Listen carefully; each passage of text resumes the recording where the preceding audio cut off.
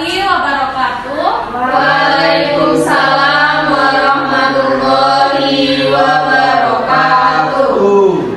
Baik, sebelum memulai pembelajaran pada pagi hari ini, ada baiknya kita berdoa menurut agama dan kepercayaan masing-masing. Berdoa dimulai.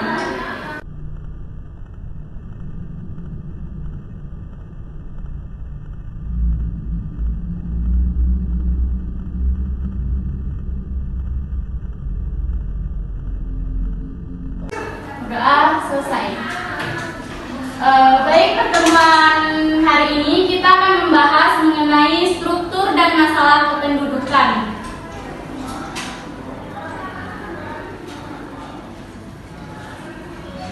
Analisa struktur penduduk. Penduduk adalah warga negara Indonesia dan orang asing yang bertempat tinggal di Indonesia. Kualitas penduduk adalah kondisi penduduk dalam aspek fisik dan non-fisik yang meliputi derajat kesehatan, pendidikan, dan pekerjaan. Dalam kajian demografi terdapat 3 hal penting yang berkaitan dengan penduduk. Yang pertama, dinamika penduduk. Dinamika penduduk yaitu perubahan jumlah dan struktur penduduk sebagai akibat perubahan prematur, fertilitas, dan moralitas serta imigrasi. Yang kedua, komposisi atau struktur penduduk. Dan yang terakhir, jumlah dan distribusi atau persebaran penduduk. Nah, penduduk ini dikelompokkan berdasarkan ciri-ciri atau karakteristik. Yang pertama, struktur penduduk menurut karakteristik demografi, seperti struktur penduduk menurut umur, jenis kelamin, jumlah perempuan umur subur, jumlah anak, dan sebagainya. Yang kedua, struktur penduduk berdasarkan karakteristik sosial budaya seperti status kawin, bahasa, etnis, atau suku bangsa, agama, pendidikan, kepemilikan identitas, dan akte, dan lain sebagainya. Nah, selanjutnya yaitu analisis masalah kependudukan. Kalian saya minta untuk mencari masalah mengenai kependudukan. Ini maunya kelompok atau individu? Individu, Bu. Individu. Oke, kalau maunya individu, silakan kalian cari masalah kependudukan, terus cari juga dampaknya apa, penyebabnya apa, dan solusinya juga. Saya kasih waktu 20 menit. Silakan dicari.